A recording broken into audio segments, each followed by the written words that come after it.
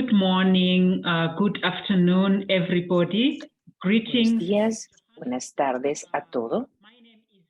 Desde Johannesburg, yo soy Dr. Sánchez Dube y yo soy la directora ejecutiva de la FP 2030.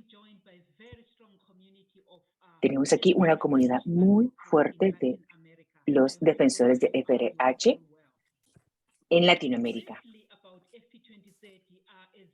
Brevemente, como puede que sepan algunos de ustedes,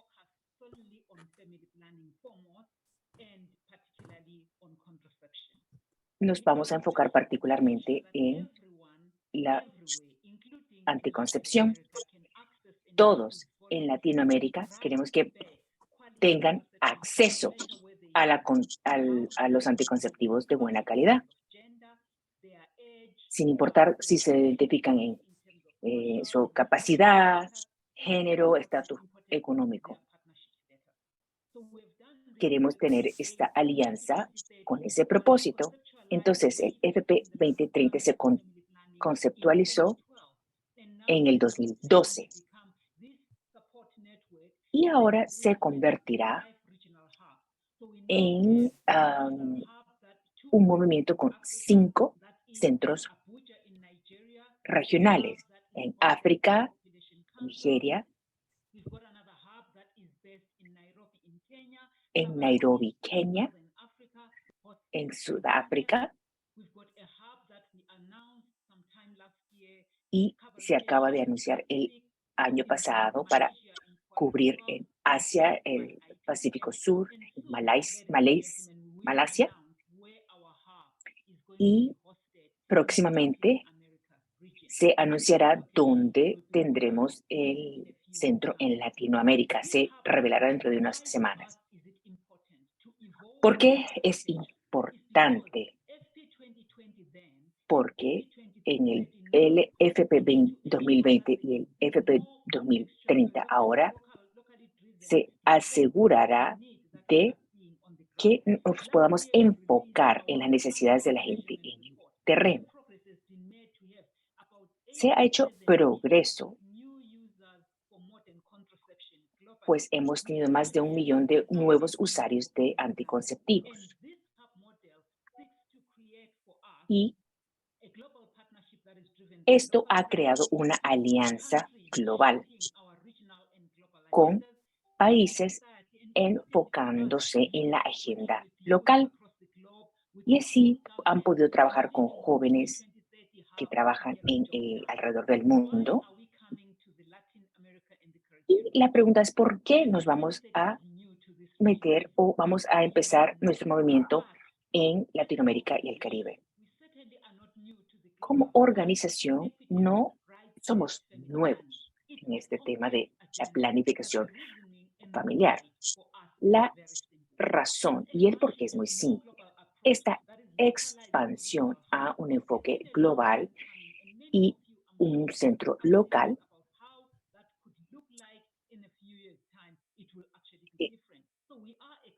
es debido a el enfoque que queremos tener acerca de cómo luciremos dentro de unos años. Este año tenemos 57, hemos logrado el compromiso de 57 agencias del gobierno, 79 de agencias no gubernamentales en varios países de la región. Después de este webinar, hagamos el esfuerzo de tener esta meta de fortalecer las alianzas. Ahora, nosotros esperamos también contribuir al movimiento para incluir estos cuidados sanitarios de la planificación familiar. Así podemos unir a las personas adecuadas en el momento adecuado alrededor del mundo, en la región, para aprender los unos de los otros. Nosotros creemos que la región latinoamericana también proveerá excelencia y nos ayudará a proveer el aprendizaje del que hablamos en nuestra planificación. Ahora, como he dicho antes, esto incluye las medidas del FP30 y los datos de medida de planificación familiar. Estos datos se han recabado por expertos. Este informe está disponible en español. Así que, por favor, súbanlo, analícenlo y utilícenlo para su trabajo como defensores. Mis colegas en la región y Jason, también que está en la llamada, presentará el análisis dentro de poco. Esperamos que podamos utilizar estos programas basados en evidencias, en pruebas, para desarrollar nuestros programas en la región de Latinoamérica y el Caribe. Como sabemos, en Latinoamérica los datos presentan unas anécdotas muy interesantes. Por ejemplo, la prevalencia de los anticonceptivos, la falta de censo en la región puede que dificulte poder reunir estos datos. Esta es una región que, como ustedes saben, encara otros retos, incluyendo la migración y cómo responder a esos retos. Entonces, es importante que nosotros creamos programas que tomen en cuenta estos retos.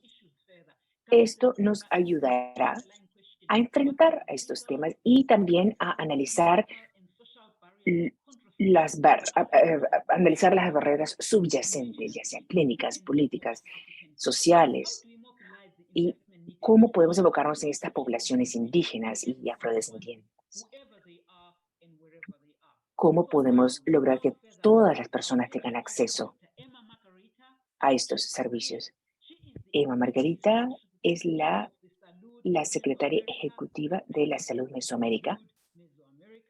Salud Mesoamérica, una iniciativa del 2015 que está coordinada por el Banco Interamericano de Desarrollo y también el gobierno español y otras instituciones gubernamentales. Les agradecemos su apoyo a medida que nosotros empezamos este camino en la región. Estoy muy contenta por el trabajo que haremos juntos y quiero saludar a mis colegas Nora y Liliana, que son las que han levantado el peso pesado para que este proyecto ya empiece. Te cedo la palabra, Emma. Gracias. La palabra a Emma Iriarte. Previa a las palabras de la doctora Emma Iriarte, simplemente extender una cordial bienvenida a todos los que se están conectando y por aceptar esta invitación al webinar. Tenemos personas de Centroamérica, el Caribe y Suramérica y otras regiones más. Comentarles también que tendremos la oportunidad de escuchar a expertos que van a compartir desde su visión algunos de los retos y desafíos que en planificación familiar y salud sexual y salud reproductiva tiene América Latina y el Caribe.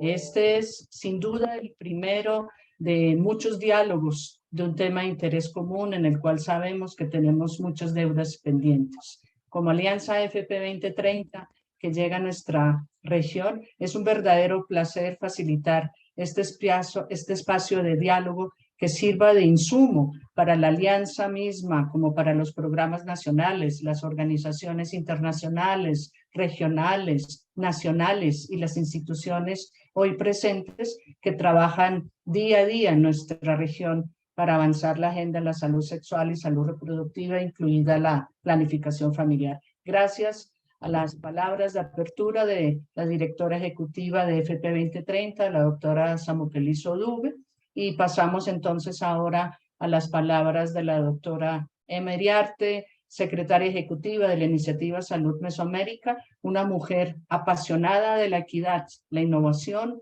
el impacto colectivo y de las organizaciones que aprenden. Doctora Iriarte, por favor, continúe usted. Muchas gracias. Buenos días a todos. Un saludo a todos ustedes abanderados de la planificación familiar y de la salud sexual y reproductiva. En estos minutitos les voy a compartir algunas reflexiones sobre nuestros desafíos y todo el trabajo que hemos hecho por muchos años y que tenemos todavía adelante, ojalá con nuevos asocios como nos hablaba Samu y Liliana. En los años reproductivos de la vida, el acceso a los servicios de salud reproductiva y planificación familiar es fundamental para mejorar la salud. Los servicios de planificación familiar, la información y la educación no solo permiten a las mujeres y sus parejas elegir el número y el momento de tener hijos, sino que también protegen los derechos humanos de las mujeres y brindan beneficios de salud para ellas y para sus hijos. La planificación familiar, además, es la intervención más eficaz para reducir la mortalidad neonatal y materna. Indicadores ligados a los objetivos de desarrollo sostenibles al 2030 que aspiran y que todos aspiramos al acceso universal a servicios de salud sexual y reproductiva y planificación familiar. Y es que la capacidad de controlar nuestra fertilidad también puede afectar el poder de negociación de las mujeres en el hogar y abrir la puerta a más educación y oportunidades laborales que promueven el crecimiento y el desarrollo económico de nuestra región. A pesar de los importantes avances en salud sexual y reproductiva y planificación familiar, todavía tenemos agendas inconclusas en nuestra región. Aún existen barreras para el acceso, el conocimiento y las buenas prácticas en la planificación familiar.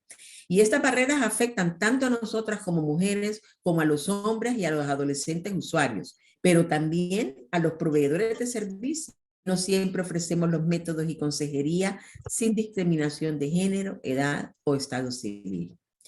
Y el análisis de esta barrera debemos hacerlo basados con mayor evidencia, con mayor profundidad. Los promedios no son suficientes y nos ofrecen un sesgo de aparente tranquilidad de que estamos en puntos óptimos en estos temas en la región.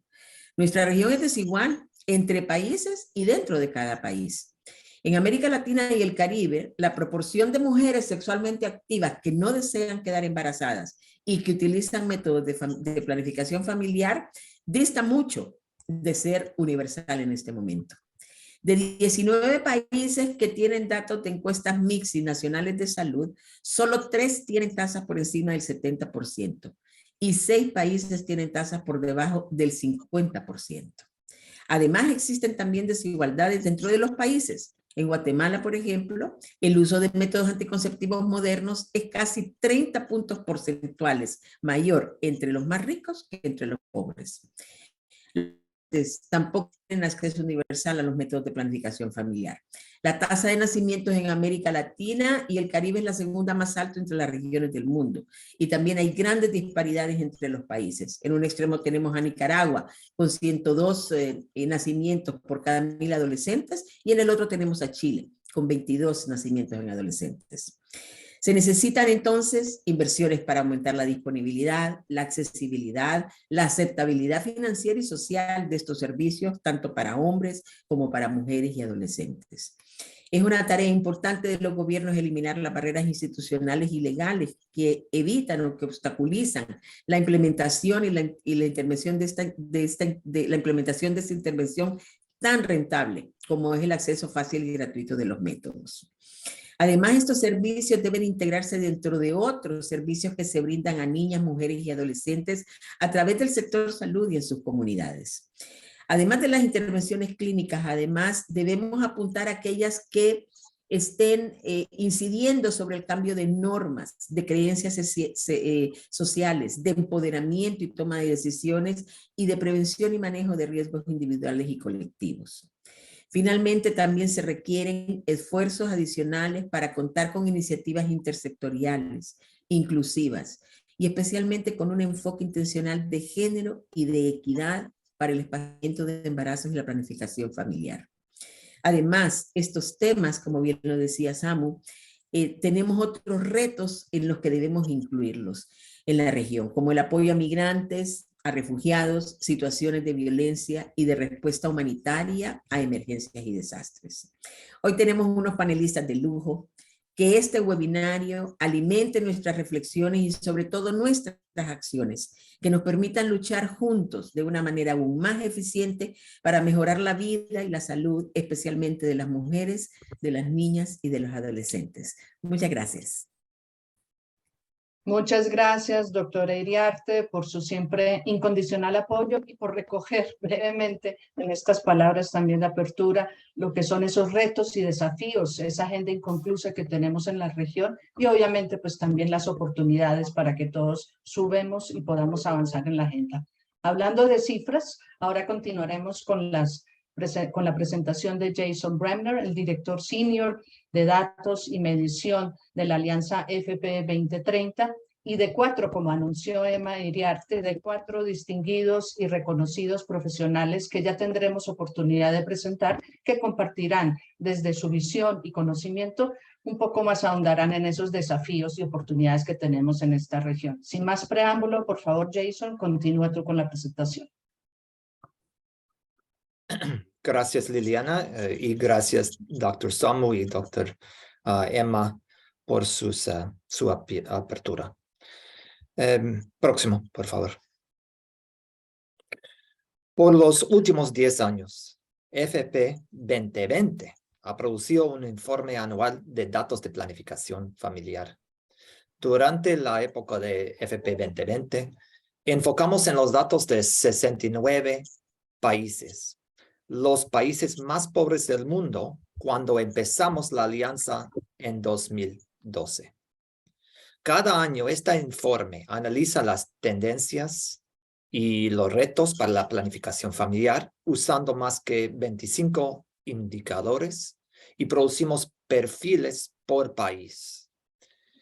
En este año o en este último informe, por ejemplo, usamos los datos para mostrar que la demanda para anticonceptivos modernos ha seguido creciendo a pesar de la pandemia de COVID-19 y anteriores crisis como desastres naturales, conflictos, epidemias como Ebola y Zika, cambios políticos y condiciones económicas. Próximo, por favor. Siguiente. Gracias. Establecemos un proceso anual de medición que empieza con países revisando sus datos, incluyendo datos de encuestas, datos de modelos, datos de sistemas nacionales para el monitoreo de salud y informes sobre las finanzas de programas. Ahora, con el FP 2030, estamos continuando con este proceso anual, pero ahora cualquier país puede hacer un compromiso a la alianza. Y esta gráfica muestra el proceso anual de agregar, analizar y revisar los datos y producir el informe. Pero esta flexibilidad en los países también ha creado un problema. ¿Con cuáles países debemos empezar nuestro monitoreo y el informe? ¿Cuál es nuestro baseline? Inicialmente, basado en nuestras experiencias de FP 2020, decidimos empezar con un informe para los 22 países en los de bajo ingreso y medio bajo ingreso. Siguiente, por favor.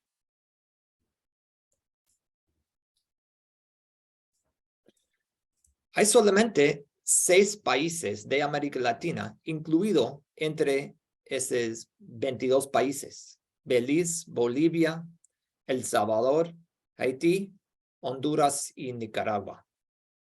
Esta gráfica muestra el crecimiento de usuarios de anticonceptivos modernos desde 2012 hasta 2022. Entonces, 10 años de crecimiento. Y el número de usuarios en los 82 países ha crecido por 87 millones de personas. Pero pueden ver en este gráfico las regiones. Y la región de América Latina y Caribe, difícil ver, pero es en verde, muy chiquito. Pero son solamente los 6 países de América Latina incluidos acá. Y tenemos visibilidad limitada tanto a las tendencias y a los retos pendientes en la salud reproductiva y sexual de la región. Yo creo que hay oportunidades a crear esa visibilidad para la región con donantes, con el sector privado, con otros. Pero al mismo tiempo, hay limitantes para la región que tiene que ver con la disponibilidad, accesibilidad de datos. La mayoría de países no han tenido encuestas recientes y por otros, las bases de datos para análisis más profundos no son accesibles. Siguiente, por favor. Si miramos nuestra situación actual en el informe, nuestro informe de FP 2030, con datos para los 6 países, solamente cubre 7% de toda la población de mujeres de edad fértil en la región. Esta población es 174 millones, la mitad de cuales viven en Brasil y México. Próximo, por favor. Pero esos desafíos no significan que no hay información para entender algunas de las tendencias de la región. A través de modelos estadísticos producidos por Naciones Unidas, estimamos un incremento continuo en el uso de anticonceptivos modernos entre todas las mujeres y entre las mujeres casadas.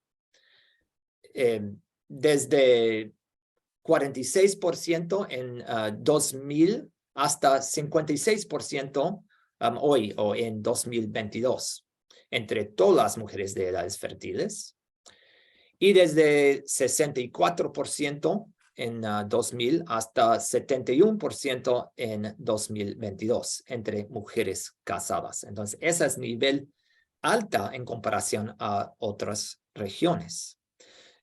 Para comparación, las mismas cifras para los 82 países agregados en nuestro informe actual son 35% para todas las mujeres y 48% por mujeres casadas. Entonces, más elevada o más alta en esta región. Pero no tengo que decir a ustedes que estos altos niveles de uso esconde otros retos. Próximo, por favor. Retos que incluye una situación preocupante con la gama de métodos. Altas tasas de fecundidad adolescente y disparidades críticas dentro de los países, como explicó la doctora Emma Iriarte. Voy a usar datos en las siguientes pantallas para ilustrar algunos de estos retos. Próximo, por favor. Primero, sobre los métodos anticonceptivos más utilizados en la región. Pueden ver en este gráfico el uso de métodos por cada método específico. Pueden ver América Latina allá en el medio y ver que métodos permanentes, el rojo, son más comunes y muy utilizados. También el píldora en el verde es muy común. Mientras otras regiones, si miramos otras regiones, podemos ver que en comparación hay mucho menos uso de métodos más nuevos como los implantes. Desafortunadamente, aunque hay avances en métodos, la gama de métodos hoy puede decir que es parecida a la época de nuestros padres, de nuestras madres. Próximo, por favor. Podemos visualizar esta información para los 6 países incluidos en nuestro informe de la región. Esto está mirando todos los usuarios y qué métodos usan. Y aunque tenemos solamente los 6 países, pueden ver mismo aquí. Próximo, por favor. Con respecto a la alta fecundidad entre adolescentes, vemos al lado izquierdo algunos promedios para países de diferentes niveles de ingreso. Para países de ingreso alto, una tasa de 10.4. Para los de ingreso medio alto, 26. Pero para la región, pueden ver 50, más que 50, la tasa alta de fecundidad entre adolescentes. Pero la mayoría de países en esta región están en esta categoría de ingreso medio alto. Entonces, ustedes saben que pueden ver que aquí la tasa es mucho más alta que países en ingreso medio alto. Próximo, por favor. Finalmente, hay investigaciones que muestran que a pesar de altos niveles de uso entre la población en general, destaca en la región la inequidad y la disparidad de acuerdo a diferentes características demográficas y geográficos. Y la problemática que hay una elevada dependencia del gasto del bolsillo para anticonceptivos que contribuye a esta disparidad. Creo que debemos discutir cómo dar más visibilidad a esa inequidad y cómo hacer monitoreo para seguir que estamos avanzando hacia la meta de los SDGs del acceso universal a la salud reproductiva, acceso universal para todos. Gracias y Liliana, a usted.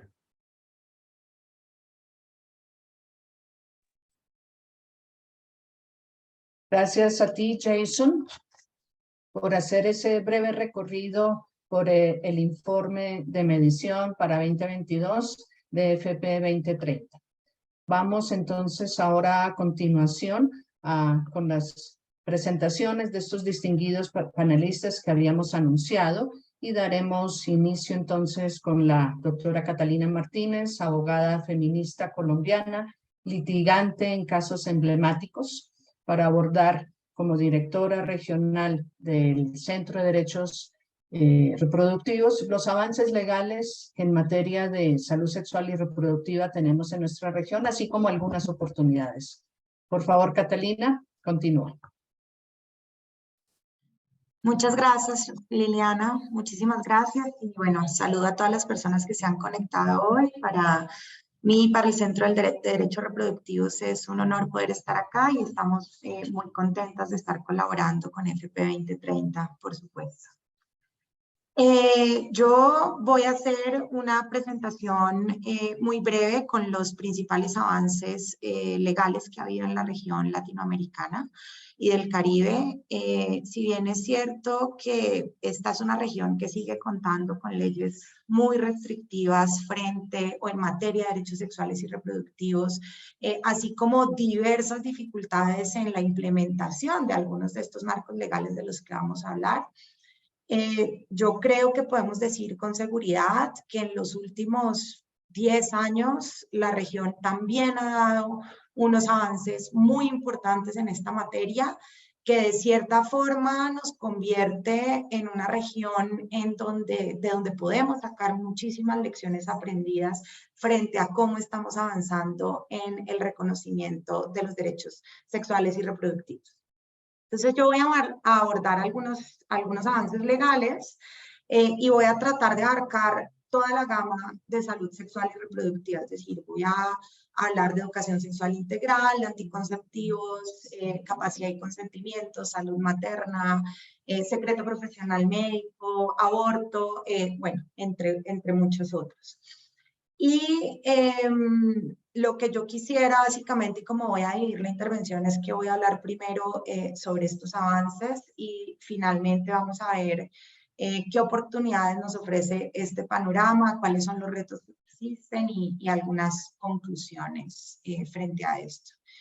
Y solo un pequeño detalle que entiendo por marcos legales, porque creo que es importante que hagamos esa definición. Dentro de marcos legales voy a hablar tanto de los avances que se han dado por decisiones de la Corte Interamericana de Derechos Humanos o de cortes constitucionales o supremas en la región. Voy a hablar de leyes aprobadas por los estados o de políticas públicas y protocolos que se han adoptado precisamente para garantizar e implementar los derechos y el acceso a salud sexual y reproductiva. Entonces, con esto vamos a la primera slide, por favor. Este es digamos que es el plan de trabajo de lo que voy a hacer. Sigamos a la siguiente, perdón que no había pedido antes que lo pasáramos. Listo. Entonces vamos a empezar recorriendo cuáles han sido los avances legales del sistema interamericano en estos últimos 5 años. Y yo quisiera empezar hablando sobre el reconocimiento que hizo la Corte Interamericana de Derechos Humanos frente al hecho de que el derecho a la educación abarca la educación sexual integral. Esto lo hizo en un caso que se llama Paola Guzmán contra Ecuador. ¿Qué significa esto? Que la Corte Interamericana ya le dio a la educación sexual integral un nivel de derecho humano y entonces crea unas obligaciones en la cabeza de todos los estados que han reconocido la competencia de la Corte de efectivamente garantizar que la educación sexual integral sea parte de su sistema público de educación. Lo que en la práctica debe materializarse, por supuesto, por ejemplo, con aprobación de leyes sobre esta materia o la creación de políticas públicas que garanticen la educación sexual integral. Y ya vamos a ver más adelante cómo se ha implementado este estándar, digamos, a nivel nacional. En este mismo caso de Paola contra Ecuador, la Corte Interamericana avanza un estándar muy importante sobre capacidad y consentimiento que puede ser de mucha utilidad en el acceso de niñas y adolescentes a salud sexual y reproductiva. Y es que la Corte, en este caso, lo que nos dice es que las niñas, niños y adolescentes gozan de unas capacidades evolutivas, de una autonomía progresiva para ir tomando decisiones que involucren su sexualidad y su reproducción. Y que, por supuesto, el ejercicio de esta autonomía está estrechamente ligado a que estas personas pues sean dotadas de todas las herramientas necesarias para poder tomar estas decisiones, es decir, que puedan acceder a educación sexual integral, que puedan acceder a información sobre métodos de anticoncepción, que puedan acceder a información sobre sexualidad y reproducción en materia más amplia, para tener unos pequeños ejemplos. Este es un estándar muy importante que nos va a permitir además involucrarnos de una manera más activa en las discusiones que están habiendo en diferentes estados de la región frente a autorizaciones parentales, por ejemplo, hasta dónde llega la autorización parental y hasta dónde llega esa autonomía que tienen niños, niñas y adolescentes como sujetos de derecho de tomar decisiones. Otro estándar muy importante que la Corte ha desarrollado es en materia de secreto profesional médico de profesionales de la salud. Esto lo hizo en el caso de Manuela contra El Salvador. En este caso, la Corte establece que en el marco de acceso a servicios de salud sexual y reproductiva, que son servicios de salud esenciales, pues debe siempre primar, guardar el secreto profesional médico sobre cualquier deber de denuncia. Esto es muy importante teniendo en cuenta que vivimos en una región en donde la mayoría de denuncias que se dan contra las mujeres y personas por temas reproductivos se dan en el sector de la salud. Y muchas veces inclusive por miedo de profesionales de la salud de ser perseguidos ellos mismos. Entonces, el que la Corte privilegie el secreto profesional médico sobre cualquier deber de denuncia, pues nos va a permitir que haya un mayor acceso a servicios de salud. Y muy brevemente voy a terminar hablando sobre el hecho de que la Corte también ha pedido ya expresamente que los estados de la región puedan incorporar protocolos frente a atención a emergencias obstétricas que suceden en cualquier tipo de embarazo, que pueden suceder, que existen, que están ahí, que hay que detectarlas, que los y las profesionales de la salud a lo largo del territorio tienen que conocer cuáles son y cómo atenderlas. Y finalmente, un último estándar acerca de violencia obstétrica, es decir, la Corte Interamericana hace poco, en una opinión consultiva sobre personas privadas de la libertad y en un reciente caso que se llama Brites contra Argentina, reconoce la existencia de la violencia obstétrica como esta violencia física o verbal que puede existir durante el embarazo, el parto y el posparto. Y que esta violencia es una violencia basada en género, y lo que hace la Corte es que mandata a los estados de la región a que se adopten políticas públicas y protocolos de atención a salud materna de calidad, no discriminatoria, y que efectivamente erradique cualquier tipo de violencia. Y esta aproximación de la Corte es muy importante porque se aleja completamente de una visión punitivista. O sea, la Corte no ve que el perseguir a alguien frente a esto sea la solución, sino que efectivamente la solución tiene que ser muchísimo más estructural en la creación de políticas públicas. Sigamos a la siguiente slide, por favor. Frente a los estados, ha habido, yo creo que a lo largo de los estados, muchísimos avances. Yo voy a mencionar algunos pocos porque, pues por razones de tiempo. Quisiera empezar diciendo que a lo largo, digamos, de la región ha habido diferentes estados que están empezando a pensarse en políticas públicas de salud sexual y reproductiva integrales. El estado de Ecuador, por ejemplo, en la implementación del caso de Paola sobre educación sexual integral, está creando en este momento un protocolo muy importante sobre educación sexual integral que se puede convertir en un modelo para la región latinoamericana. Vamos a ver cómo sale, pero esto es algo que está en proceso. En El Salvador, en la implementación del caso de Manuela, el Estado de El Salvador ya creó y publicó 2 protocolos, uno sobre secreto profesional médico y otro sobre atención de emergencias obstétricas. Si bien son protocolos que están sujetos a mejoras, pues son unos avances importantes en la materia, digamos, de derechos sexuales y reproductivos. En Honduras, donde todavía persiste una prohibición frente a la anticoncepción de emergencia, hace poco se aprobó un protocolo de atención a casos de violencia sexual en donde se incluye y se reconoce que la pastilla de anticoncepción de emergencia tiene que hacer parte de este protocolo. Esto es algo que lo tenemos en la mayoría de los países de la región, pero que era una deuda en Honduras. En Honduras entonces sigue existiendo la deuda de realmente levantar esta prohibición frente a la pastilla de anticoncepción de emergencia para todos los casos. Tenemos avances legales. Disculpa, tenemos ¿Sí? un minuto para cerrar tu intervención, ¿ok? Gracias, y poder continuar con la agenda. Muy bien. Tenemos avances legales en materia de aborto también en diferentes países de la región. La ley de Argentina que liberalizó el aborto, las decisiones de México y Colombia que también lo hicieron, muy importante porque están marcando además una pauta en términos de marcos legales sobre acceso al aborto que puede ser además replicada a nivel regional e internacional. Y yo pasaría entonces rápidamente con estos últimos segundos que me quedan a quizás la última slide, porfa, sobre cuáles serían los avances. ¿Qué podemos esperar? No, aquí. ¿Cuáles son las oportunidades para la región? Yo creo que 3 cosas muy brevemente. La primera es el marco de derechos humanos que hemos estado utilizando. Creo que esto es de vital importancia, dadas, por ejemplo, circunstancias como las de Estados Unidos, en donde ha habido regresividad en materia de aborto, por ejemplo. En Latinoamérica, el hecho de que nuestras constituciones hayan incorporado los tratados de derechos humanos como parte de las constituciones nos blinda de una manera muy importante a futuro para no tener retrocesos, y creo que eso es algo que tenemos que valorar. Lo Lo segundo es la fuerza de los movimientos, cómo los movimientos en Latinoamérica efectivamente están creando opiniones públicas favorables frente a estos temas. Es algo muy importante, una oportunidad que no podemos perder y que tenemos que resaltar.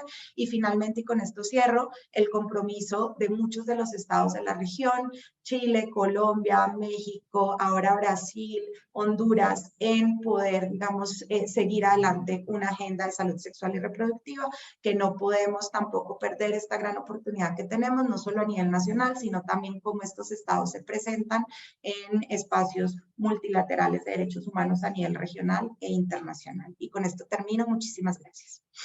Muchas gracias a ti, Catalina, por ese barrido, por la importancia que tiene, digamos, el contexto legal y los avances y oportunidades que tenemos pendientes. Jason hizo alusión al tema de la importancia que tienen los hechos y datos para la toma de decisiones, y ahora desde Chile continúa Fabiana del Popolo, candidata a doctorado en demografía y es actualmente jefa del área de demografía e información sobre población en CELADE CEPAL, con una muy amplia experiencia en la producción y análisis de información sociodemográfica, quien presentará uno de los temas que más ha estudiado, los avances y desafíos en América Latina, en pueblos indígenas y población afrodescendiente. Por favor, Fabiana, continúa.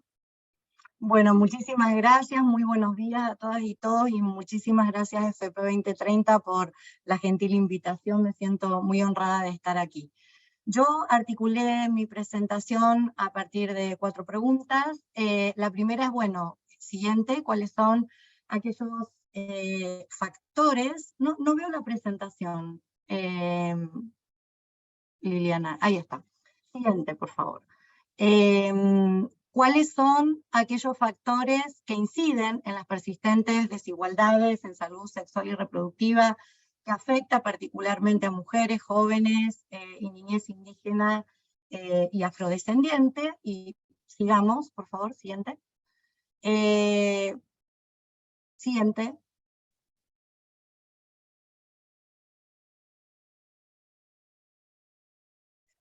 Próxima, ahí está. Bueno, lo primero que hay que considerar cuando uno aborda estas cuestiones es que el legado, digamos, de subordinación y de exclusión que nos deja la conquista, la colonización y la esclavitud, que en América Latina y el Caribe se prolongó por casi 400 años, se consolida durante la creación de los Estados-nación y moldea la discriminación y el racismo estructural que persiste en la actualidad. Si seguimos negando el racismo que afecta a nuestra región, no vamos a poder avanzar tampoco en materia del derecho a la salud y de los derechos sexuales y reproductivos.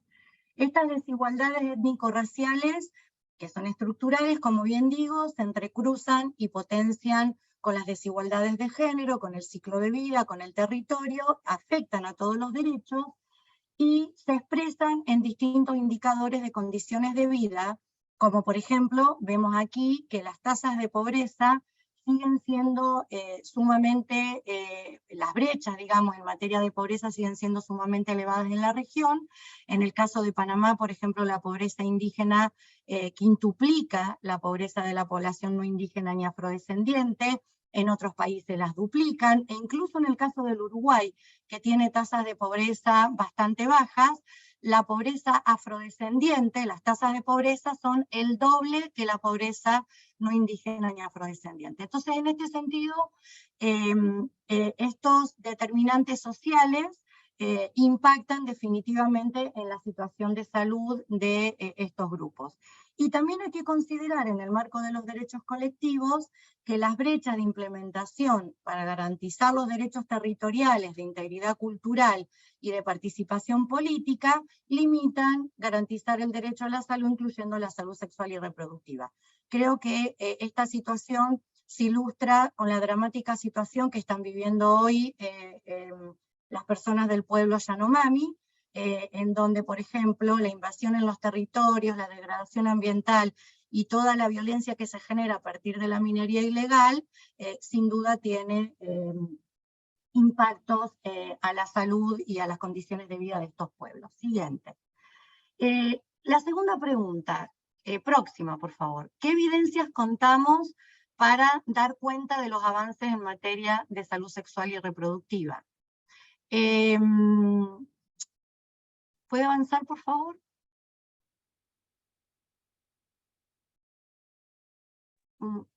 Por favor, Sí. gracias. Bueno, en primer lugar, bueno, yo creo que Jason ya dio un barrido bastante general de los problemas que tenemos en términos de fuentes de información.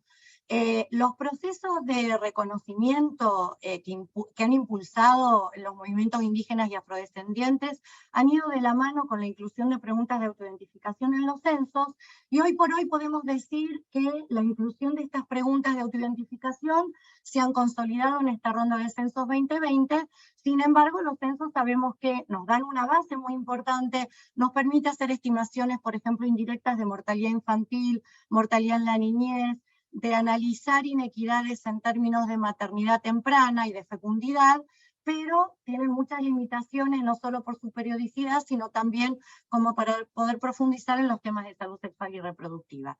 Y aquí sí, todo el tema de las discontinuidades y de la falta de información relativa a las encuestas de demografía y salud, o las similares como las MICS, tienen que ver, por una parte, que si bien es cierto, los países han avanzado en incluir preguntas de autoidentificación étnica a las jefaturas de hogar, por ejemplo, y que esta es una condición básica para poder desagregar los indicadores, ya sea por limitaciones muestrales, ya sea por una invisibilidad generalizada, lamentablemente son muy pocos los países que publican y desagregan la información para pueblos indígenas y afrodescendientes, aún teniendo las preguntas.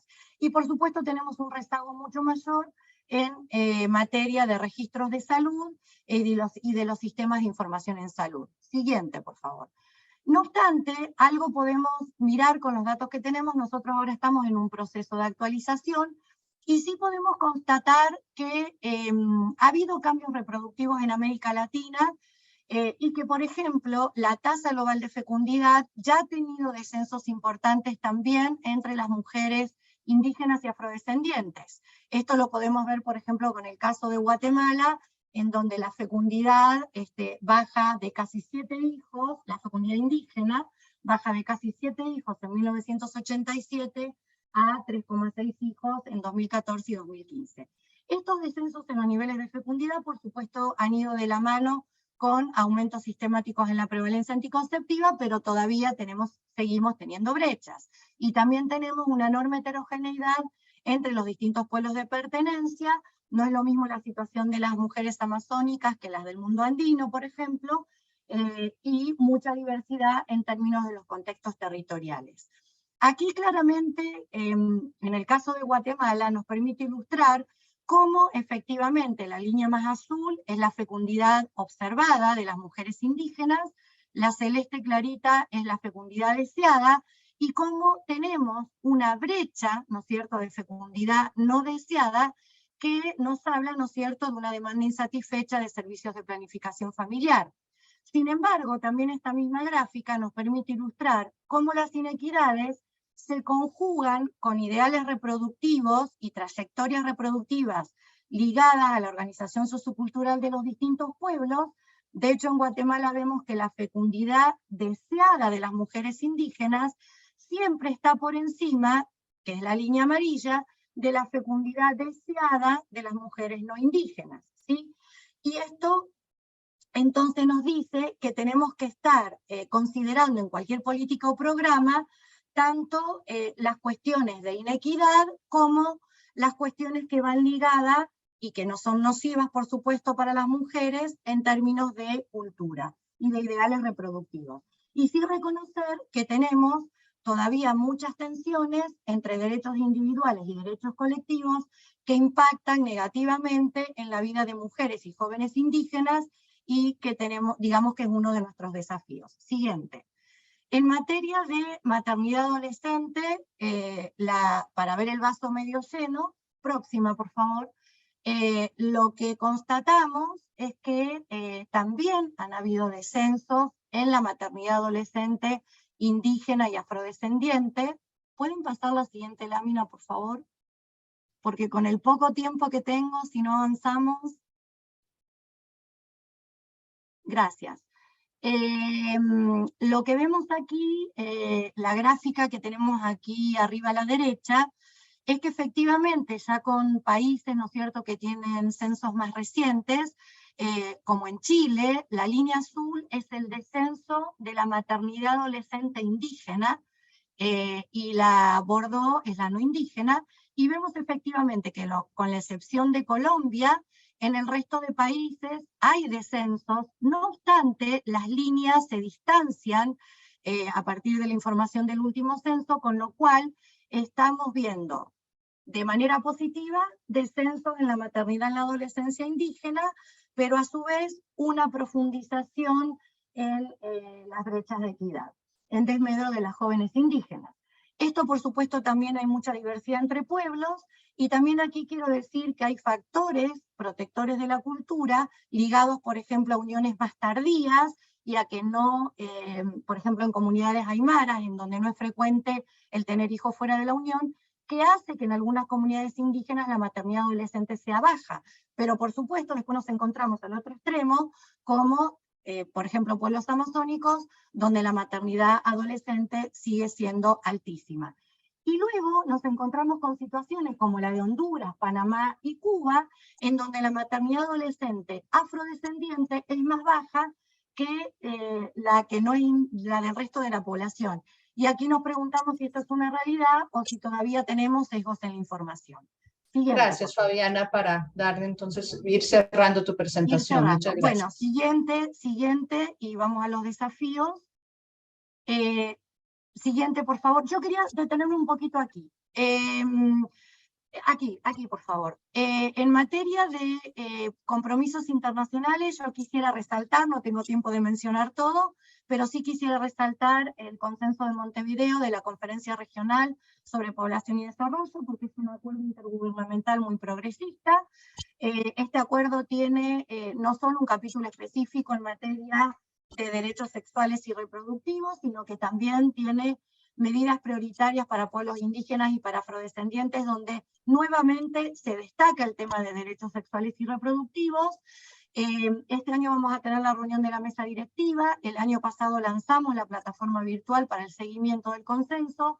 Estamos en este momento implementando una encuesta sobre institucionalidad, leyes y políticas, todo esto en alianza con el Fondo de Población de Naciones Unidas, que nos va a permitir ver cómo estamos avanzando realmente en la implementación del consenso, y en particular de los derechos sexuales y reproductivos también para pueblos indígenas y afrodescendientes, para migrantes y para otros grupos de población en situación de vulnerabilidad, y el año que viene tenemos la reunión de la 5ª conferencia. Siguiente, ahí sí, para cerrar rápidamente los desafíos. En materia de políticas, solamente voy a resaltar la importancia de seguir fortaleciendo los programas y políticas de salud intercultural, incluyendo obviamente la salud sexual y reproductiva, en donde se respeten, lo voy a sintetizar de esta manera, tanto este enfoque de derechos individuales como de derechos colectivos de los propios pueblos y de sus propios planes de vida. Y en este sentido es importante avanzar con el intercambio de experiencias y con la elaboración de diagnósticos que emerjan desde las propias cosmovisiones indígenas y afrodescendientes y desde las propias organizaciones de mujeres y jóvenes indígenas, como de hecho ya está ocurriendo en la región desde el Enlace Continental de Mujeres Indígenas o desde instituciones como Chirapac en el caso del Perú. Y es importante también fortalecer el intercambio de experiencias, incluyendo los programas apoyados por las Naciones Unidas. El Fondo de Población, por ejemplo, tiene bastante experiencia en la implementación de modelos interculturales de salud sexual y reproductiva, y es importante expandir estos logros y evitar la repetición de errores. Y la última lámina, sí, ahora sí, siguiente. En materia de información, simplemente lo voy a sintetizar con que tenemos que seguir fortaleciendo la inclusión de las preguntas de identificación étnico-racial en todas las fuentes de datos, y que es importante también generar capacidades nacionales para la producción, análisis y difusión de indicadores de salud sexual y reproductiva desagregados, que puedan ser leídos acorde a los distintos contextos socioculturales y territoriales de los pueblos indígenas y afrodescendientes, y seguir promoviendo estos espacios de debate y reflexión para producir estadísticas con adecuación cultural y acorde a los nuevos requerimientos de información. Con esto termino. Al final yo dejo una serie de enlaces a distintas publicaciones para compartir, y bueno, muchísimas gracias. Gracias a ti, Fabiana, por hacer evidente esa deuda histórica que seguimos teniendo en nuestra región con población indígena y afrodescendiente. Entonces, ahora desde Chile, continuando con la agenda, pasamos al Uruguay, donde el doctor Rodolfo Gómez centrará su presentación en la reducción del embarazo no intencional en adolescentes en América Latina y el Caribe. El doctor Gómez es desde 2015 el asesor regional de salud sexual y reproductiva del Centro Latinoamericano de Perinatología, Salud de la Mujer y Reproductiva de OPS-OMS. Muchas gracias, doctor Gómez, y continúe usted, por favor. Bueno, muchas gracias por la invitación. Un gran placer poder participar de esta discusión, y espero en los poquitos minutos que tenemos de poder provocar algunas de las preguntas y poder provocar algunas de las discusiones más interesantes, que son las que nos tienen que quedar como residuo final de esta experiencia. Bueno, voy a compartir con ustedes algunas de las reflexiones sobre la reducción del embarazo no intencional en la adolescencia en la región. La próxima, por favor. Este embarazo que llega en un momento biológico en el que la propia mujer está alcanzando su madurez, tiene un impacto enorme sobre su trayectoria vital. Y así vemos que es claro, lo va a presentar mi colega en unos minutos, Federico, qué impacto económico tiene esto. Sabemos que las adolescentes que quedan en la escuela y no se embarazan, o sea que no pierdan la escolaridad por el embarazo, tienen al momento de entrar al mundo laboral un 10% al menos más de salario por cada año que quedan protegidas. Así también sabemos claramente que la repetición del embarazo durante la adolescencia es más frecuente en las adolescentes más jóvenes, cuando el primer embarazo ocurre a edades más tempranas. Y aquí muestro la siguiente, por favor. Una publicación de organismos de Naciones Unidas, UNICEF, el Fondo de Población de Naciones Unidas y la OPS, por favor, la siguiente, que tomando el concepto del marco conceptual final que nos va a llevar a tomar las acciones, si pueden pasar la próxima, por favor.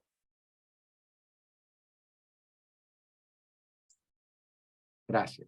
En este, quiero que entendamos claramente que desde las Naciones Unidas y desde los organismos internacionales no vemos el único punto de acción a la planificación familiar y la entrega del método anticonceptivo, sino que ahí, como muy bien lo decían mis predecesoras, brillantemente, no podría yo decirlo mejor, hay otros factores. Hay un elemento de legislación, hay un elemento donde claramente nos mostraba recién Catalina, Fabiana nos mostraba un claro elemento de inequidad de género y de inequidad racial, y vemos también que hay algunos datos que no son confiables. Por lo tanto, Jason nos mostraba también que este es un elemento del no contar con datos confiables que no nos permiten acercarnos a la solución. Y así también el tener políticas públicas que hayan sido neutras y no transformadoras de género, hace que en este contexto se produzca la aparición del embarazo adolescente. Y fíjense que en relación al sistema de salud, que es el área específica de la Organización Panamericana de Salud, es nuestra área de trabajo, se identificaron la falta de capacitación directa de proveedores de salud del primer nivel de atención, porque aquí sí, si queremos tener cobertura universal, obviamente tenemos que acercarnos al nivel de donde vive la gente. La atención primaria de salud fortalecida es una de las estrategias que se han observado como de mayor impacto en el incremento en la salud de la población.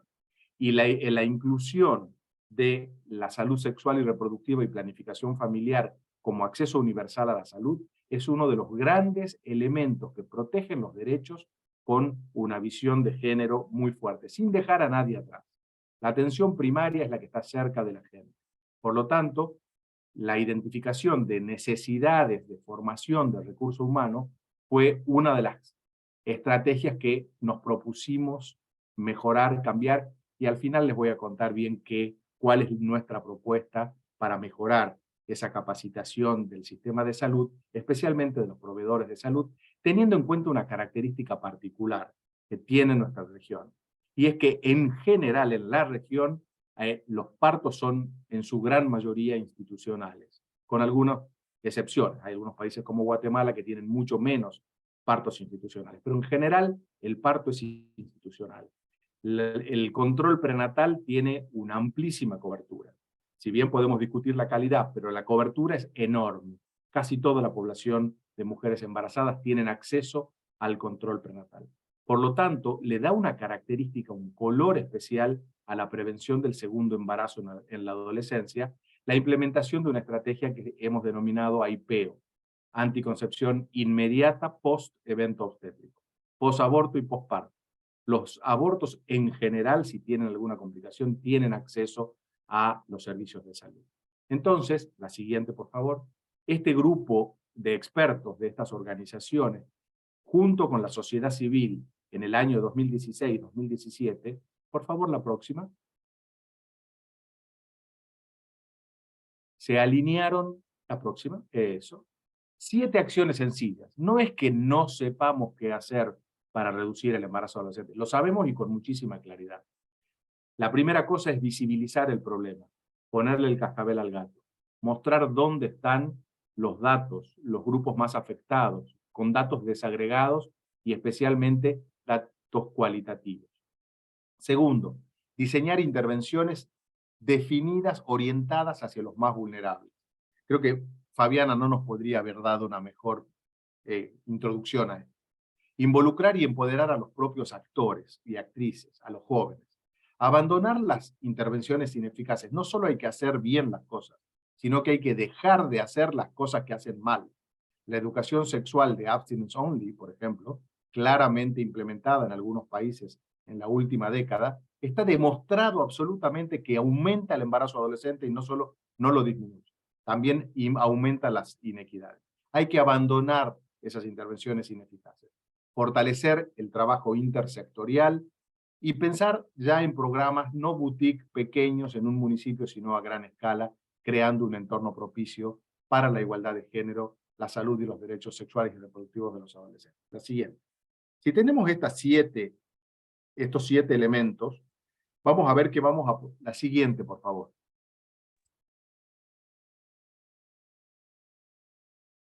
Vamos a poder ver que esta es una publicación del año pasado, del año 2022, de un grupo interagencial que se llama EWECLAC, todas las mujeres y todos los niños, y vamos a ver que aún ahora, si vemos en el gráfico superior derecho, vamos a ver que la proporción de mujeres en edad reproductiva que acceden a, previo por favor, que acceden a métodos modernos de planificación familiar es diferente si son adolescentes o si son jóvenes. Las adolescentes son las amarillas y las jóvenes, ahí está, gracias. Bueno, en este gráfico lo que se muestra, lo que quería mostrarles es por nivel de ingresos. Aún en el mismo país van a ver que la bolita roja y la bolita verde están muy separadas. Cuanto más separadas están, hay mayor inequidad por quintiles de riqueza. En la de abajo vemos que el acceso está también mediado por donde viven las adolescentes. Si viven en zonas urbanas o rurales. La bolita donde tienen menor acceso es el área rural, que es verde, y en azul el área urbana, dentro del mismo país. La siguiente, por favor. Y ahora sí, lo que les mostraba, lo que les comentaba recién, la podemos pasar, si quieren, a esta que ya está explicada. Por favor, la siguiente. La siguiente. Gracias. Y aquí vemos ya con una tasa, ya no vemos proporción, sino que vemos una tasa que se mide por cada 1000 nacidos vivos, cada 1000 nacimientos, cuántas son de estos partos de adolescentes. Y así vemos, por ejemplo, que en el mismo país, tomando la tasa, una cosa estandarizada, donde se amplifican las diferencias por quintiles de riqueza.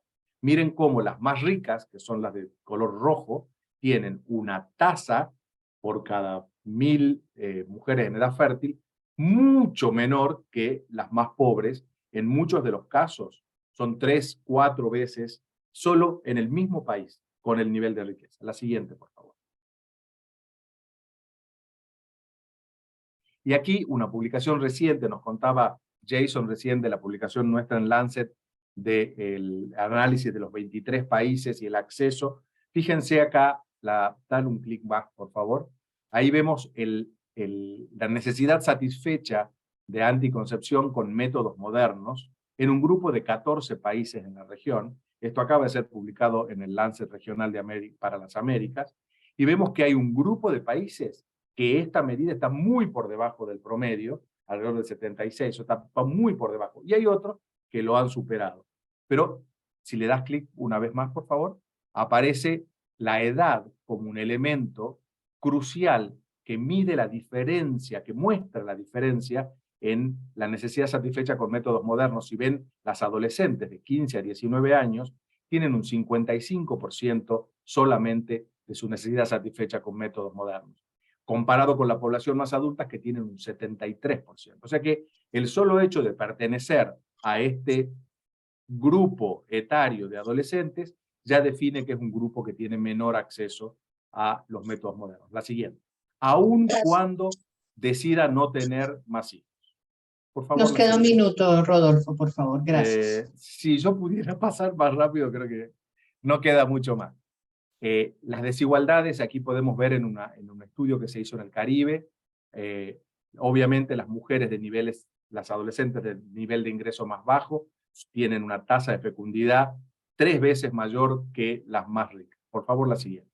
¿Qué hizo la OPS? ¿Qué hizo el CLAP para responder a esto? Lanzamos una iniciativa regional sobre anticoncepción inmediata post-evento obstétrico, la siguiente, y planificación familiar para el primer nivel de atención.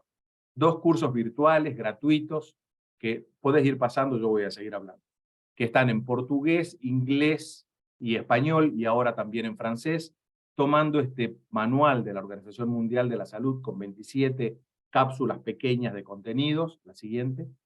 Esto es para el primer nivel de atención, capacitando al recurso humano, y fíjense que hasta el día de ayer había 50.000 personas ya registradas en el curso, y casi la mitad ya lo aprobaron. Y una serendipia fue que lo preparamos para la región de América Latina y el Caribe, pero se está empezando a utilizar en todo el mundo. La siguiente, por favor. Otro curso es de AIPEO, anticoncepción inmediata post-evento obstétrico, utilizando métodos de larga duración reversible. Es otro curso también gratuito, disponible en español, inglés y portugués, y ahora también en francés. La siguiente. Este curso muy específico, ya no para el primer nivel de atención, sino para las parteras y los médicos que asisten partos y abortos, tiene 30.000 estudiantes inscriptos y 18.000 ya lo aprobaron. Más de la mitad ya aprobaron el curso. La siguiente, por favor. Y aquí les dejo, por si tuvieran interés de promoverlo, de escucharlo, mirar el curso, son nuestros 2 cursos interactivos, gratuitos en la plataforma virtual de la OPS, y el certificado final, cuando se aprueba el examen, lo firma la directora de la organización. Es un elemento que debe acompañar la formación del recurso humano, más la llegada del anticonceptivo al lugar de la prescripción, y el generar todo esto que yo les decía del ambiente propicio es indispensable para poder lograr la reducción del embarazo adolescente. Muchas gracias. Gracias a ti, Rodolfo, y a todos los panelistas que antecedieron por ajustarse al tiempo. Sé lo difícil que es enmarcarse en estos 10 minutos con tanta información valiosa, y sobre todo destacar también y agradecerles esas importantes herramientas que están compartiendo para todos quienes están conectados y que compartiremos después más adelante. Entonces, ahora de Chile pasamos para cerrar ya esta sesión de retos y desafíos en nuestra región, para desde la Oficina Regional del Fondo de Población de Naciones Unidas en Panamá, con el doctor Federico Tovar, asesor regional para América Latina y el Caribe en sistemas de salud y aseguramiento de insumos de salud sexual y reproductiva y doctor en ciencias políticas, presenta uno de los temas que más ha estudiado, las consecuencias socioeconómicas del embarazo en adolescencia en América Latina. Por favor, Federico. Continúa. Buenos días. Bueno, agradezco mucho esta oportunidad de compartir con ustedes los avances de este programa de generación de evidencias que se centra en medir las consecuencias socioeconómicas del embarazo adolescente en América Latina. Vamos a la siguiente, por favor.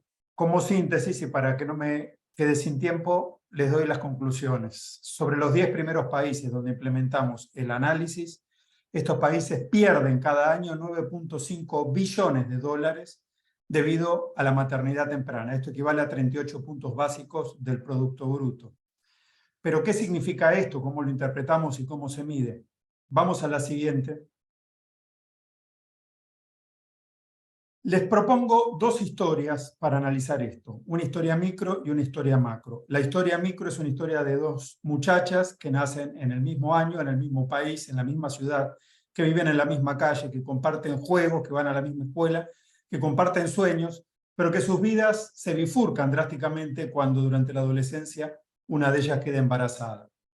Yo llamé María a la joven que quedó embarazada y Milena a la que no quedó embarazada. Lo que nosotros medimos, y este gráfico que fue diseñado por Gary Becker trata de contar esa historia, es que cuando son adultas, supongamos a los 24 años de edad, Milena probablemente haya terminado sus estudios terciarios universitarios, esté ingresando en su primer trabajo formal. María ya lleva varios años trabajando, tiene 2 hijos, pero trabaja en el mercado informal. La brecha de ingresos entre las dos equivale al 26% del ingreso de María. De nuevo, ustedes pueden decirme qué significa eso. O sea, un número no es tan ilustrativo. Se los voy a traducir en la vida de María. Si yo multiplico esa brecha de 26% en el ingreso por los 40 años de vida laboral que en promedio tienen las mujeres en América Latina, eso equivale al costo de una vivienda económica en cualquiera de los países donde medimos esto. Es decir, tomando las palabras de Angus Deaton, ¿a qué equivale el postergar la maternidad desde la adolescencia hasta después de los 24 años? Al gran escape de la pobreza, a poder dejarle assets, a poder dejarle de herencia una vivienda a sus hijos, al poder dejar a sus hijos en una condición económica diferente para enfrentarse a la vida. La siguiente lámina, por favor.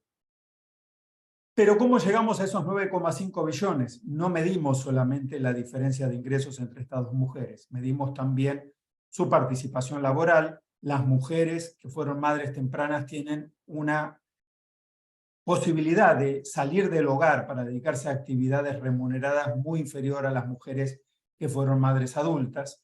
Y además medimos dos gastos, o dos costos de oportunidad en realidad, sobre el Estado.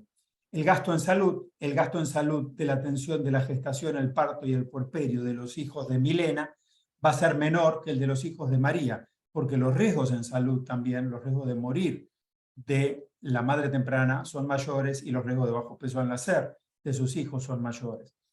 Y además, si sabemos que Milena, que estudió más, va a ganar más, también va a pagar más impuestos. Entonces también medimos la diferencia en términos de la recaudación tributaria.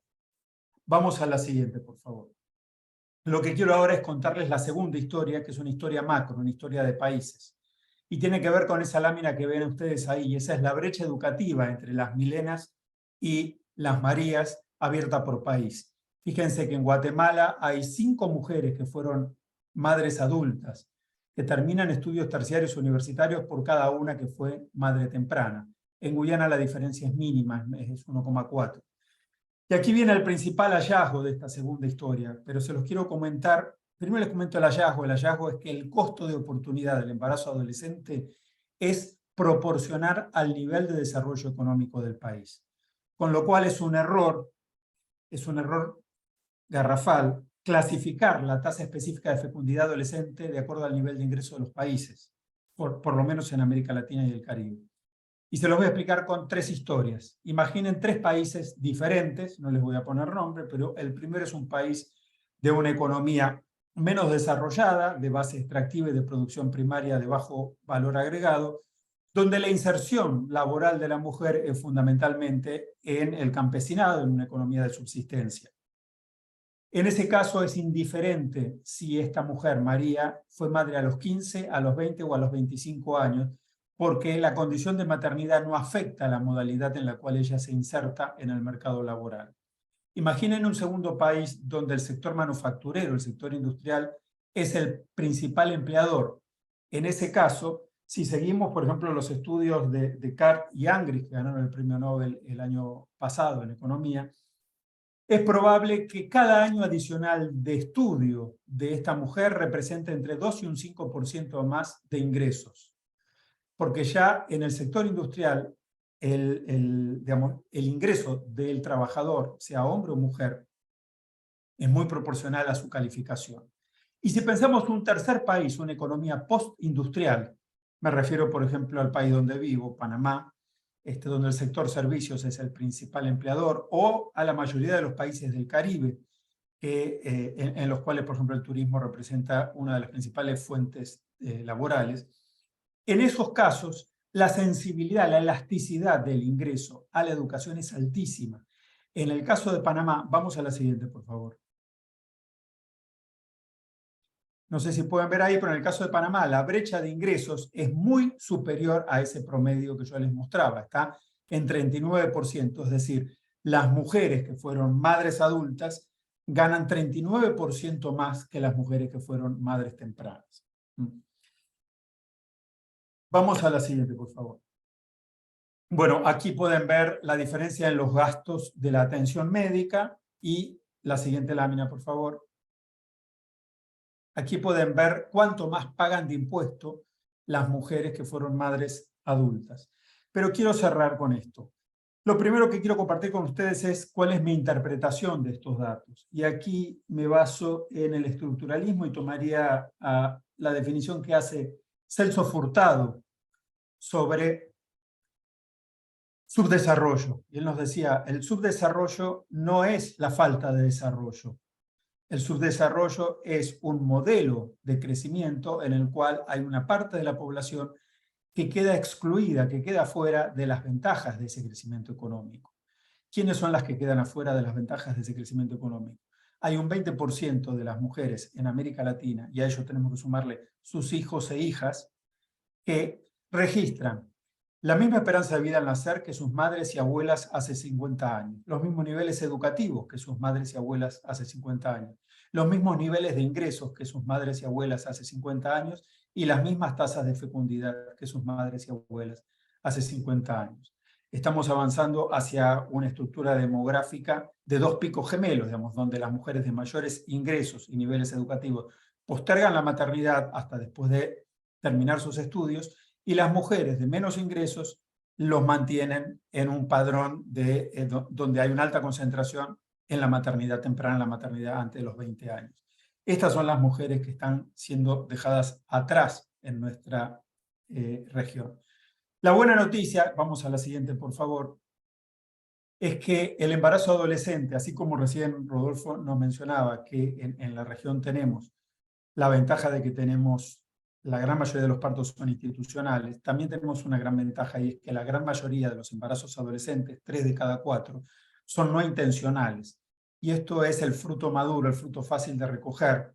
Hoy tenemos una tasa, o en el 2019 tenemos una tasa de 61 cada 1000 adolescentes transformándose en madre. El mundo estaba en 41 y los países desarrollados en 21. Podríamos en un año bajar 32% nuestra tasa y llegar al promedio del mundo trabajando solo en reducir embarazos no intencionales. Ahí no necesitamos sensibilizar porque estas son Marías que querían ser milenas. Y en 2 años llegar al promedio de la OCDE. Vamos a la última lámina, por favor, la siguiente. Estas son las simulaciones que nosotros hacemos. Si nosotros consiguiéramos incorporar a 1.400.000 jóvenes a la anticoncepción, conseguiríamos lo que nos llevaría sin hacerlo, es decir, sin tomar políticas basadas en evidencia, nos llevaría casi 5 décadas. Solamente en 2 años podríamos bajar la tasa específica de fecundidad adolescente para tener el promedio de los países desarrollados y al mismo tiempo esto activaría 3 engranajes. reduciría las necesidades insatisfechas de planificación familiar de las mujeres en su conjunto, reduciría las muertes maternas en la región y reduciría los matrimonios y uniones tempranas en la región. Para hacer esto, en anticoncepción solamente necesitamos invertir $80 millones y la buena noticia es que por cada dólar invertido hay un retorno centrado en las mujeres que más lo necesitan, fundamentalmente equivalente a $15. Es decir, es una inversión óptima desde el punto de vista que nosotros queramos asumir. Esto era lo que quería compartir con ustedes. Muchas gracias. Gracias a ti, Federico, y gracias a, a Catalina y Fabiana, como a Rodolfo, nuestros distinguidos panelistas, por sus aportes, el análisis y reflexiones compartidas para este diálogo que desde FP 2030 estamos iniciando en la región de América Latina y el Caribe. Gracias al Centro de Derechos Reproductivos, al Fondo de Población de Naciones Unidas, a CELADE CEPAL y al Centro Latinoamericano de Perinatología, Salud de la Mujer y Reproductiva en OPS-OMS. Continúa ahora mi colega Nora Quesada con tal vez la sesión más importante que siempre es en estos espacios, son las preguntas de la audiencia presente. Muchas gracias. Sí, muchas gracias, Liliana. Sí, tenemos unas preguntas muy interesantes. Creo que los temas han sido bastante amplios y de mucho interés para la audiencia. Alguien pregunta, Gilma, ¿cómo podemos trabajar de forma intergeneracional, pensando que adolescentes y jóvenes participen de forma más activa? Mencionaban que ya hay muchas experiencias y ella pregunta cómo podemos hacer esto para que podamos potenciar y garantizar los derechos sexuales, reproductivos y no reproductivos. ¿Podría responder Catalina posiblemente, Rodolfo?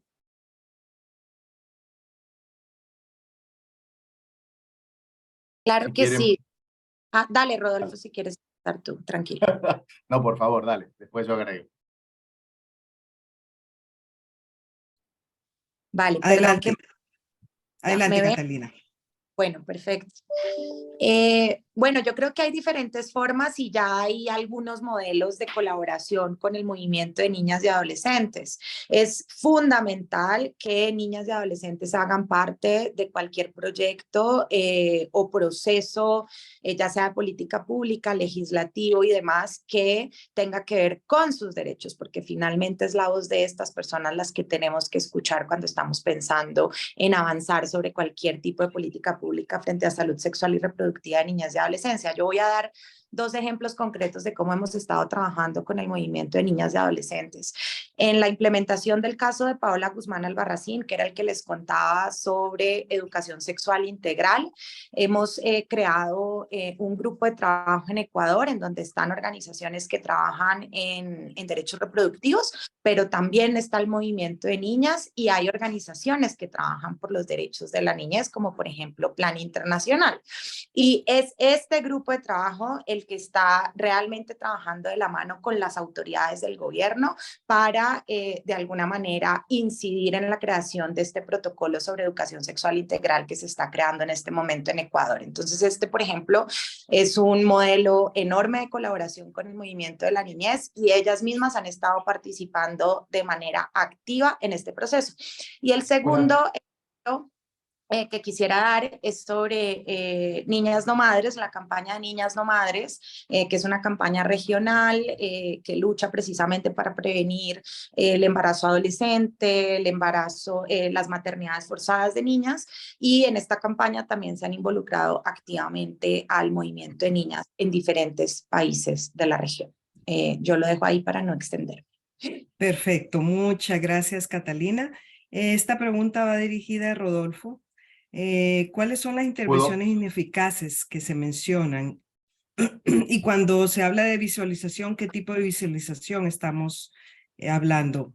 ¿Cómo podríamos dar un consejo de cómo mejorar el trabajo conjunto, por ejemplo, entre UNICEF o UNFPA, que tratan este tipo de temas? Adelante, Rodolfo. Muchas gracias. Bueno, quisiera agregar a lo que recién hablaba nuestra colega, y es que hay experiencias exitosas también en lo que nosotros llamamos diálogo de saberes.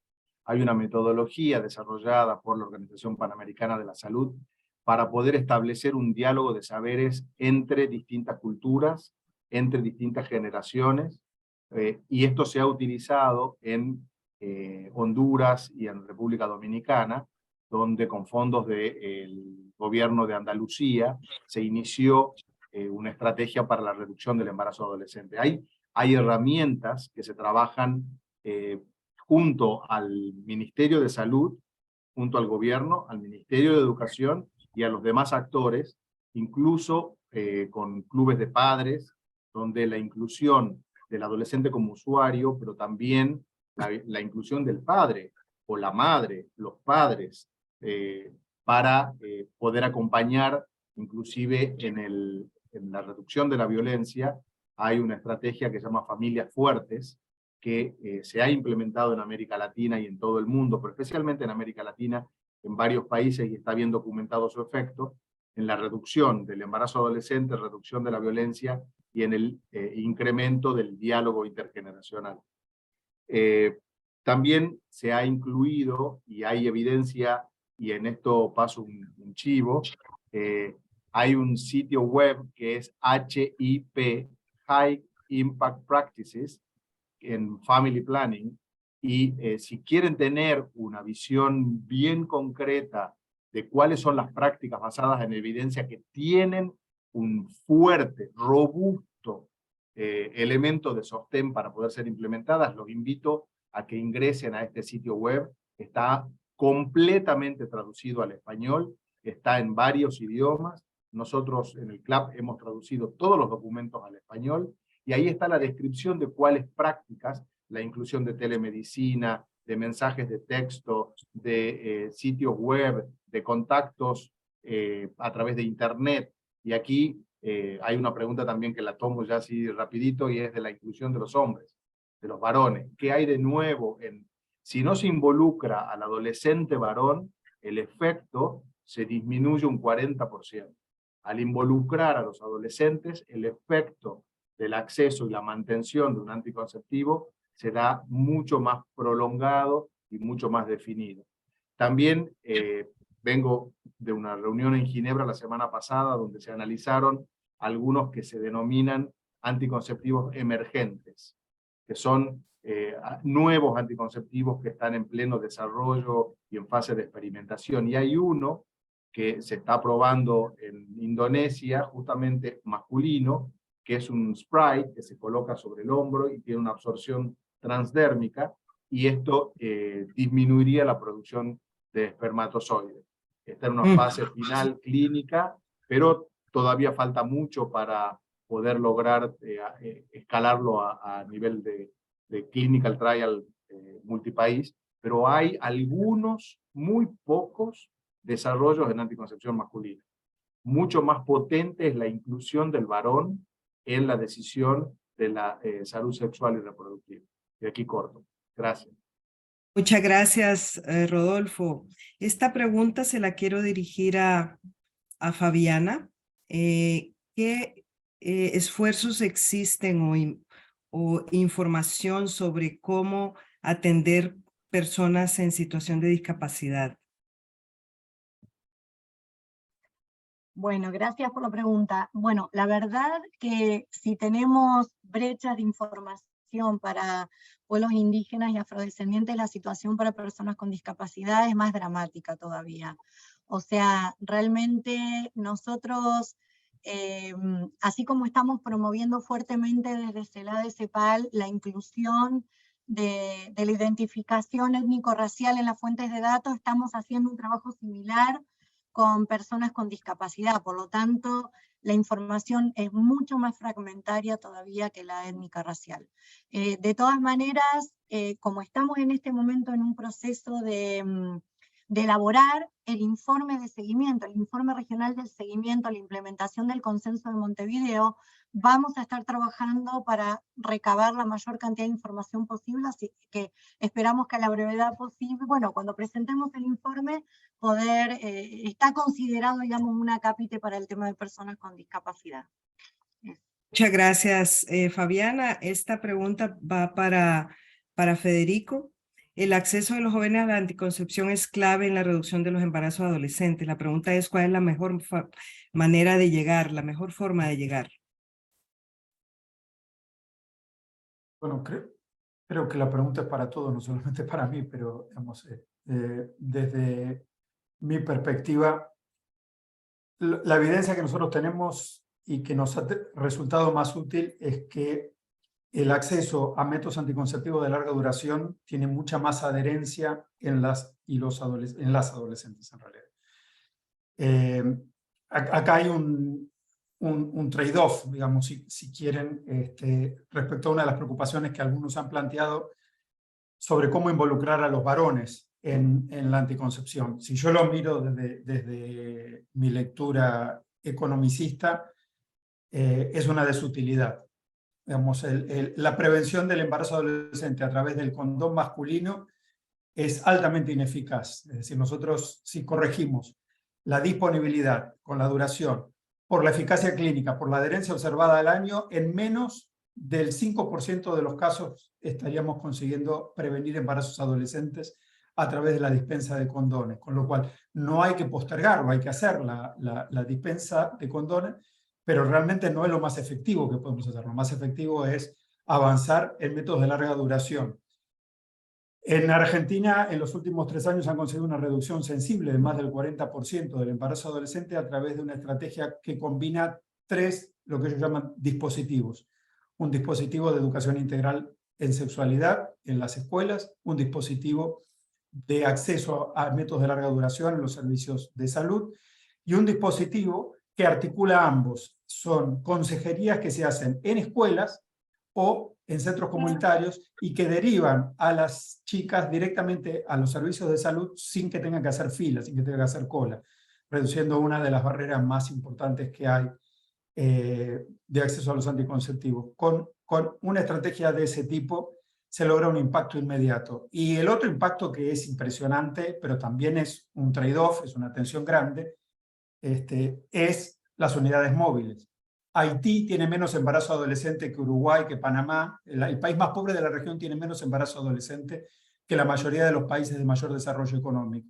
Fundamentalmente la explicación es una estrategia de unidades móviles. Las chicas saben que un día por mes va a haber una unidad móvil.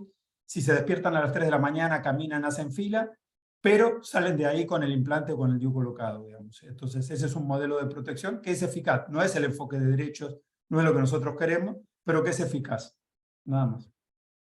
Sí, muchas gracias, Federico. Y solo la última pregunta brevemente, Jason. ¿Por qué solo se habla de métodos anticonceptivos para mujeres casadas cuando también es una responsabilidad de hombres? Así muy brevemente para poder pasar al cierre. Gracias. Gracias por la pregunta. Una de los avances de los últimos 10 años ha sido el enfoque no solamente en las mujeres casadas, pero también en las mujeres de todas las mujeres de edades fértiles. Aunque todavía medimos a través de encuestas este uso de anticonceptivos entre las mujeres. Las encuestas enfocan en las mujeres. Hay preguntas solamente para mujeres en la mayoría de instancias. Entonces, las preguntas sí preguntan si ella o su pareja ha usado algo para prevenir el embarazo. Entonces, estamos midiendo el uso del condón, de vasectomía, pero siempre preguntamos la mujer.